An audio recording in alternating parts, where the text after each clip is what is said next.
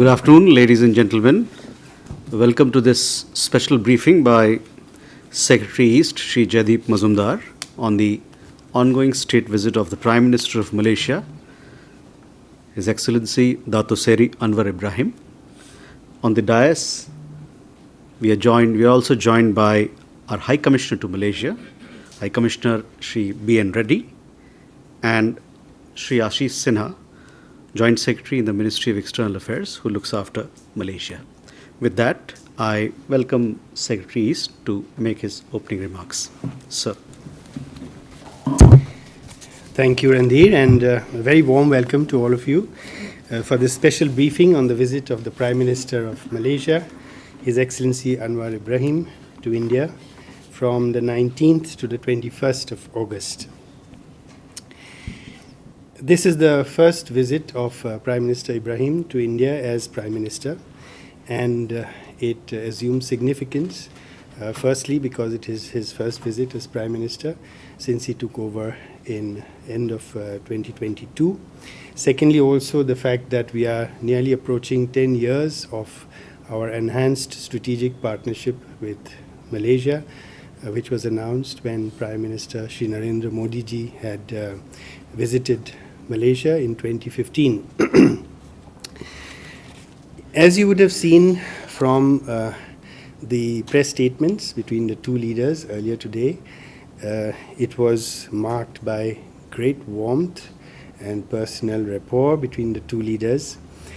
Prime Minister Shri Anwar Ibrahim, when he was not yet in office, had visited India in 2019 for the Raisina Dialogue, when he had called on Prime Minister Shri Narendra Modi ji, and they had developed a very close rapport and personal connection, which was visible, very much visible today in the interactions that they had and the way forward that they have charted for the two countries. In fact, they decided that they would enhance the relationship between India and Malaysia to a comprehensive strategic partnership.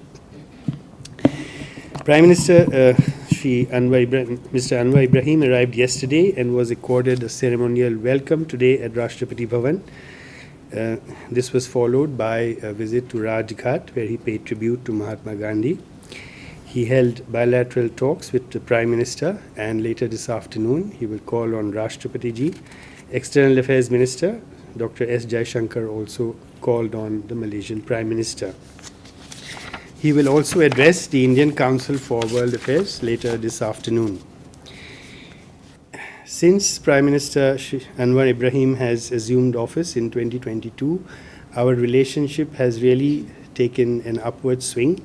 There have been more than 15 bilateral visits at the level of minister or deputy minister, and this is reflected in the very wide range of engagement that we have today between India and Malaysia, and the chart that we have charted for the relationship going forward. Today they had extensive discussions on trade and commerce, on defense and security, on cultural exchanges, people-to-people ties, on emerging areas like digital technologies, semiconductors, renewable energy, and sustainable development. As you know, we have very, very close people-to-people connection with Malaysia. The Indian diaspora is the third largest in the world, numbering about nearly 3 million, about 2.9 million, and it is the second largest PIO community, numbering about 2.75 billion. Excuse me. It is also home to many skilled and unskilled workers and IT professionals from India who participate in the Malaysian economy and contribute to its growth and development. There were several important agreements that were signed during this time. Today, we have an important area is in the recruitment, employment, and repatriation of workers. This is quite a signal memorandum of understanding because it paves the way for the welfare of Indian workers, ensuring their welfare and their proper conditions of work, as well as repatriation. And this is something that both sides have been working on for some time, and it will go a long way not only in securing the welfare of Indian workers, but also opening up the entire field of employment in Malaysia that is open to foreign workers, for Indian workers as well. Another MOU that was signed was in the area of public administration and governance reform, a third on digital technologies, one on cultural cooperation, an agreement on tourism promotion. As you know, the India-Malaysia tourist traffic is booming. It is expected that we may touch as much as 1 million Indian tourists to Malaysia this year. And the number of Malaysian tourists to India is also growing rapidly. We are around 200,000 Malaysian tourists to India. The number of flights are 220 flights a week from between India and Malaysia, and we look forward to increasing this number. We have announced free e-visas for Malaysian tourists coming to India since the 1st of July. And Malaysia similarly has a visa-free regime for Indians, both for tourism and business purposes, starting from the end of last year. So from all these accounts, we can expect our tourism traffic between the two countries, as well as business travel, to boom, which will also help our aviation sectors. Another area of cooperation that we identified and signed an MOU was on Ayurveda and traditional medicine systems. There is an agreement between IFSCA and Labuan Financial Services on fintech, and another MOU on promotion of sports and youth affairs. Both sides have a CEO's forum, a high-powered CEO's forum, which met yesterday and presented a report before the two prime ministers. It will be published, and you will see that it is a very ambitious objective in diverse areas of industry and investment between the two business entities. This was coordinated by CII from our side. A number of other MOUs and agreements also happened on the sidelines of the visit. One was between BEML and SMH Rails for supply of rolling stock for Indian Railways. One between Invest India and Malaysian Indian Business Council, and one between NASSCOM and its counterpart PICOM to bring the two chambers of IT industry closer together. As you know, there's a very big presence of Indian IT companies in Malaysia as well. Some important announcements that were made during this visit to support Malaysia in its quest for food security. We have announced that we will supply another 200,000 metric tons of non-basmati rice to Malaysia. A chair of Ayurveda will be set up at the Tunku Abdul Rahman University in Malaysia, and a Tiruvallavur chair will be set up at the Malay University. A digital council is being set up to push the digital connect between India and Malaysia. A startup bridge has been instituted to bring our startup ecosystems together. Malaysia has announced its support for India's claim for a permanent seat in the UN Security Council. India is offering 100 ITEC seats in artificial intelligence, cybersecurity, and machine learning for Malaysian students. And Malaysia has also announced joining the Big Cat Alliance. So as you will agree, this is a very rich and diverse area of bilateral cooperation. Both countries agree on this ambitious and contemporary agenda for bilateral ties. Our bilateral trade has also been booming. It's now touched $20 billion. Malaysia is our third largest trading partner in ASEAN. Fintech startups, cross-border payments systems, and UPI-based systems are the new drivers of our engagement with Malaysia. And we look forward. The two prime ministers have in fact tasked us to set up a task force to implement all the diverse areas of engagement that we have identified during this visit, and to present a report within 3 months. So it is something that we will start working right from today. So that is it for me as far as the briefing on the visit is concerned, but if you have any questions, I would be happy to attempt to answer them. Let's start from that corner now, this time. Reza. Reza from the Hindustan Times. Just wondering if the issue of Zakir Naik figured in the talks, and whether we are seeing this visit of the Malaysian Prime Minister as a kind of an opportunity to reset from the period where we had a bit of a downturn over issues like Kashmir and the CAA. Yeah. Sudhir. Sudhir Ranjan from Bloomberg, sir. Sir, I wanted some clarity on the labor agreement that you spoke about. And also, sir, this 200,000 metric tons of basmati, non-basmati rice, is it a one-time decision or is it a annual kind of a contract that we have done, sir? Ayushi. So good afternoon, this is Ayush Shewal from ANI. So one question, a follow-up question on Zakir Naik. Can you expand more on the discussion related to the terrorism and extremism, since the Prime Minister in his opening remarks mentioned about it? So were there any talks of extradition? Also, were there any discussion related to Malaysia's keenness in joining the BRICS forum? Did the Prime Minister seek India's support for his accession to BRICS? Thank you. Uma.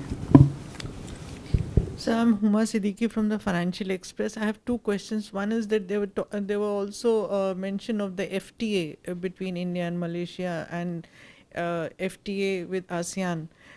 If you can expand a little bit on that. And what about the defense and security? Malaysia was interested in buying some military platforms from India. Was that also discussed? So, thank you. The last point I wanted to take first, because I think I omitted to mention the defense and security pillar. And you're absolutely right. This is an important area of our engagement. And it was discussed between the two prime ministers, both in terms of the compatibility of equipment that we have and how we can cooperate in that area in terms of maintenance and extending service life of such equipment. And also in terms of India being a source country for defense exports. That has happened over the last few years. India has emerged as a country that is able to put forward defense platforms and equipment that other countries have found useful.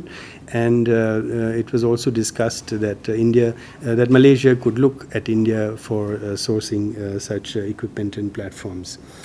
We already have significant exchanges between our defense forces, both in terms of training as well as exchanges.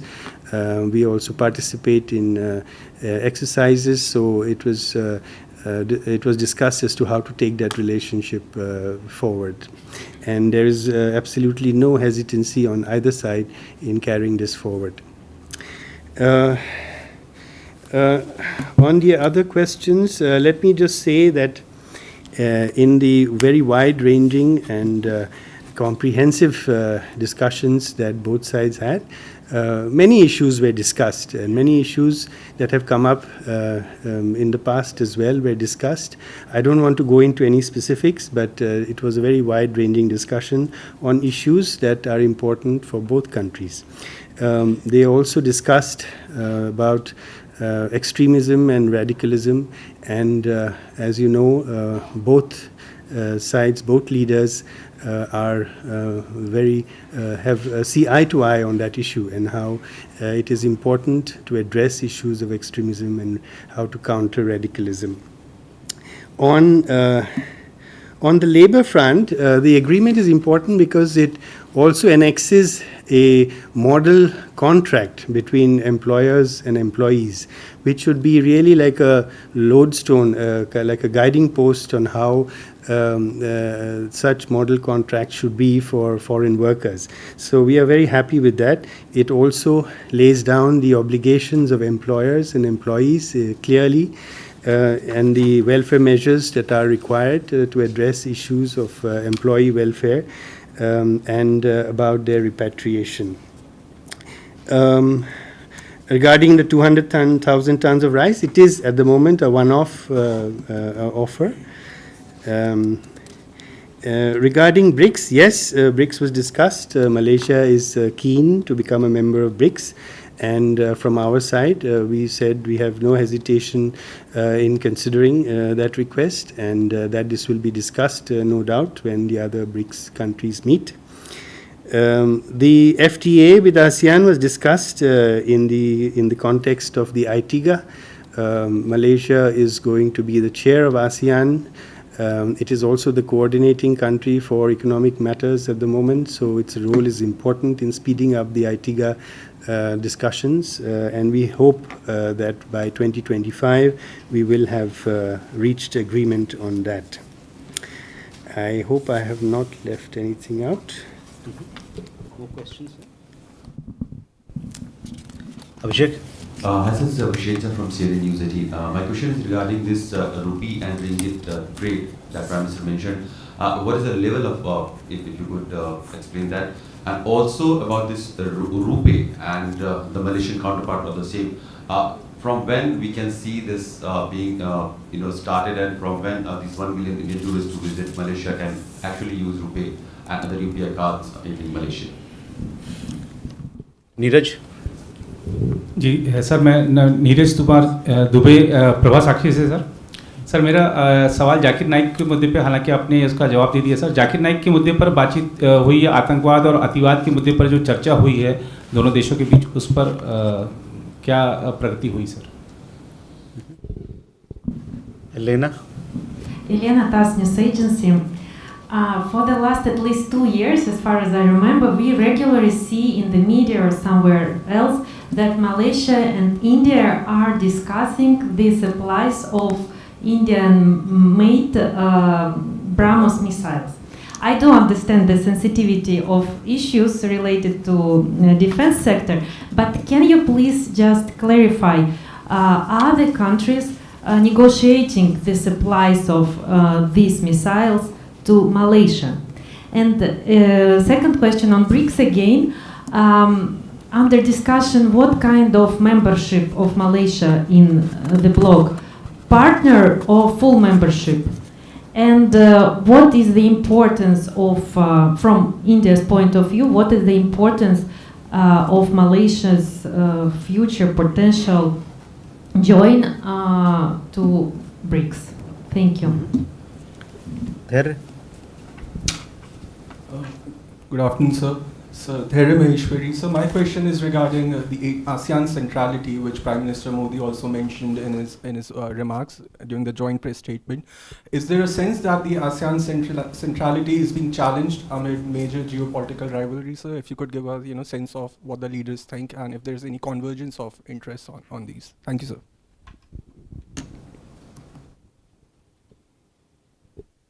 Okay. So, on the question of rupee, I will defer to our High Commissioner. I think he may be more up to date on that subject. Not on the rupee, on the rupee trade, on the rupee ringgit trade. Would you like to take that first? Yes. And you can address rupee as well, if you wish. Thank you, sir. Just want to clarify that the rupee, particularly the trade settlements in Indian rupee, started from April last year, and we had this Union Bank of India, which has opened this special Vostro account in India, which started facilitating the transactions of the trade settlements in Indian rupees. In terms of how popular it is, I think I would say that it is in early stages. It's getting traction among the businesses on both sides. Our Commerce and Industry Ministry has urged the Indian exporters who are dealing with Malaysia to take this particular route more often, but to the rupee trade route.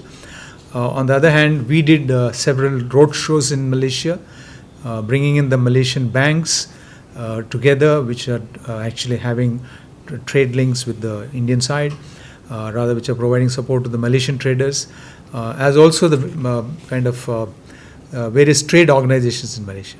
So I would this will take time, because straight away moving from this particular settlements. Now today I think is another important milestone, because as our Secretary Sir has mentioned, that there is a clear direction given by the leadership of the two countries that this will be further enhanced in the days and years to come. On the rupee, it is too early to talk about rupee actually being available in Malaysia, because currently the payment gateways of the two countries are in close consultations, and it would be suffice to say at this point in time that there is a great interest in Malaysia of the success that we have achieved in digital payments. As you all know, in fact today the Honorable Prime Minister of India, Shri Narendra Modi ji, did mention that 50% of the global digital payments are just happening in India alone. So this they are very attracted to this fact that this digital payments not only taking place within the country, eventually we could do the cross-border payments if we had a similarly placed platforms such as UPI. So the discussions are on the way. Thank you. And on issues of terrorism, etc., as I have said before, both leaders discussed about the importance of tolerance, of racial harmony, of religious tolerance and religious harmony. And as you know, Prime Minister Anwar Ibrahim has himself been a very great advocate of harmony, interreligious harmony, inter-ethnic harmony, and therefore it was in that context that both leaders discussed these issues. Regarding BrahMos missile, there were no specifics discussed in terms of platforms or weapon systems during the discussions, but cooperation in general as to how India and Malaysia can be complementary and cooperative with each other in terms of the defense platforms and systems. As regards BRICS membership, there are, of course, different views within BRICS as to what kinds of categories of members there should be, or so there is really no unanimity among BRICS countries about whether further expansion is going to be possible in the same category of membership as full membership, or some others wish to have a separate category of kind of dialogue partners system. So this was not discussed. It was only discussed that Malaysia has put forward their desire to be a member of BRICS, and India would be fully supportive and discuss this with the other members of BRICS in this context. We see Malaysia as a very close partner, as a very important partner, as a close neighbor, and a country that can bring significant value to any partnership that they wish to join. ASEAN centrality, there is no doubt that ASEAN is central, whether it is in the Indo-Pacific context, whether it is in the East Asia context, whether it is in the Quad context. ASEAN is really a very central actor to whatever we do in this region, and we say it very often because it is the truth and we believe in it. So two more questions. This side. Gautam. Sir, ASEAN has been pursuing for peace process in Myanmar, and Malaysia would be chairing the next year. Whether in this context any discussion regarding Myanmar is figured when the two prime ministers talk. This is Manas Pratim Bhuyan from PTI Press Trust of India. Did the two sides discuss the situation in the South China Sea, especially about China's increasing military muscle flexing in the region. And my second question is about the again procurement of defense platforms. Last year, India lost out on the Malaysian fighter jet deal. Initially, Malaysia had shown interest in procuring Tejas. So, are we hopeful of supplying the platform, as Hindustan Aeronautics Limited has already set up an office in Malaysia? Thank you. Reza. Reza from the Hindustan Times. One clarification: will this MOU on labor, on recruitment, will it supersede the 2009 MOU?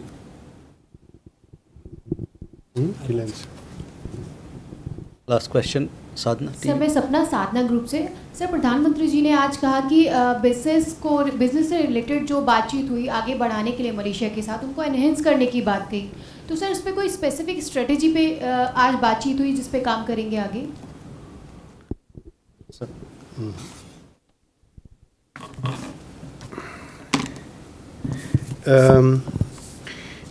On Myanmar, of course, since we covered a very large number of areas of mutual interest, Myanmar is a very close neighbor of India's and also of Malaysia's and a member of ASEAN. And therefore, Myanmar did come up for discussion, and both sides felt that it was important that peace be maintained in Myanmar, and that ASEAN remains engaged with it to see how the 5 principles that ASEAN has identified to deal with Myanmar can be used to bring about a sustainable peace in Myanmar.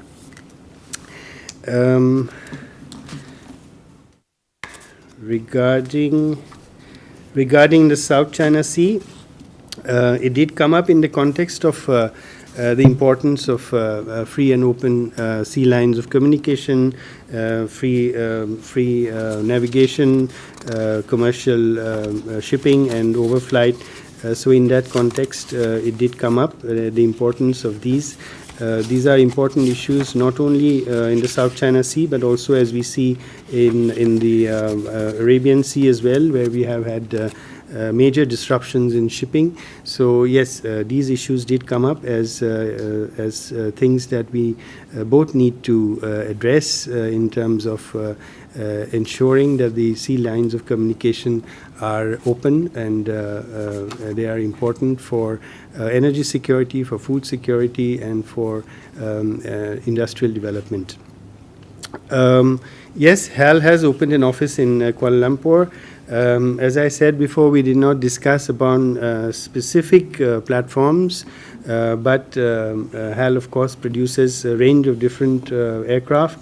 So Malaysia is a country which could be interested in both defense platforms as well as aircraft that can be used for other purposes, whether it be for transport or reconnaissance and things like that. So there are different types of platforms that HAL could offer to Malaysia. On the 2009 MOU, I will defer to our High Commissioner. He wishes to say something on it. Regarding the strategy for business, I would say that both sides have identified a range of, in fact, the refrain was that the last few years were in a way lost opportunity between the two countries, and that both of them needed to really look at the way in which our industries, our businesses can work together in carrying this relationship much further ahead than what it is at the moment. So in a range of areas, whether it is in semiconductors, in which Malaysia has a long history of experience, whether it is in renewable energy, in terms of the infrastructure that India is building, the participation of Malaysian companies in that infrastructure, in a very wide range of such areas. The CEO's Forum has also identified the action points that need to be taken up between the two industry bodies, and therefore we will see much more action on that. And on the 2009 MOU, you can take. Thank you, sir. Just to clarify, the 2009 MOU on welfare of workers is expired many years back. As against that, what we have signed today is, as Secretary Sir has clarified a little while ago, it talks about quite apart from welfare dimensions, but also it has this recruitment and employment dimensions, and with a contract, draft contract, which is attached with this particular MOU. So what it does is, as a result, it gives a comprehensive framework for any Indian worker going to Malaysia, that there are certain well spelt out, I would say, assurances from both the governments, particularly in this case the Malaysian side. As you know, Malaysia has about 15 source countries from where the workers come, but the large majority of them within the region, but India is emerging. We have currently 1,40,000 Indian workers in Malaysia. This is the highest number that we have reached ever in terms of the recent times. As also in this particular MOU, for the first time it explicitly clarifies, as Secretary Sir mentioned a little while ago, that the Indian workers will be allowed to work in all sectors which are open to foreign workers, which was not there before. So this is another explicit mention that comes in. Third is also there is a provision for kind of, as you know, there is a e-migrate that we in the government of India, we follow for workers who are emigrating to other countries for work. So there is a provision for, let's say, linking it with Malaysian counterpart. So this is something we will all be working, because this will further help in many ways both the governments in identifying the location of the workers where they are currently deployed, and also assess from the companies from where they are in terms of more details about their welfare. And the last but not the least, today also the Minister of Human Resources of Malaysia, he's actually in Kuala Lumpur, he's in Delhi and part of the delegation, and he is going to continue his discussions tomorrow also with our Ministry of Skill Development and other ministries. So in this context, just let me, coming back to the MOU, this is one of the comprehensive MOUs that Malaysia has signed with India for the first time. Thank you. With that, we come to the closure of this special press briefing. Thank you, sir, for joining, and thank you, ladies and gentlemen, for participating in this special briefing. Thank you.